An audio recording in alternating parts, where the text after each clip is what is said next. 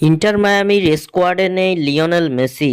এমনকি ইন্টার মায়ামির অনুশীলন ক্যাম্পেও দেখা যায়নি আর্জেন্টাইন অধিনায়ককে।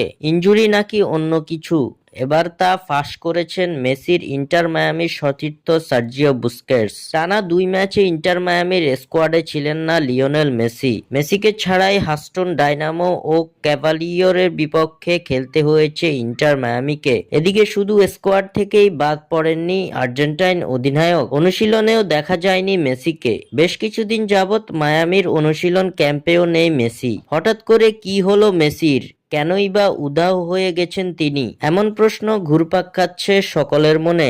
এদিকে চলতি মাসেই রয়েছে ফিফার আন্তর্জাতিক উইন্ডো, যেখানে সুপার ক্লাসিকোর ম্যাচ রয়েছে আর্জেন্টিনার সামনে। ব্রাজিলের বিপক্ষের সেই ম্যাচের স্কোয়াডে আছেন রেকর্ড ব্যালন ডিওর জয়ী এই তারকা। তবে ইন্টার মায়ামির হয়ে অনিয়মিত মেসিকে নিয়ে এবার দুশ্চিন্তায় পড়ে গেছে আর্জেন্টাইন ভক্তরা। ব্রাজিলের বিপক্ষের ম্যাচে কি আদৌ মেসি থাকবেন কিনা এখন সেটাই বড় প্রশ্ন।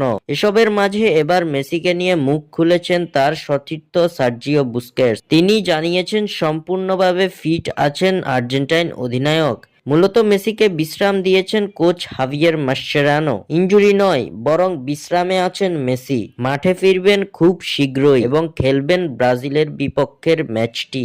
স্বাক্ষর থেকে সাদবিন ইসলাম।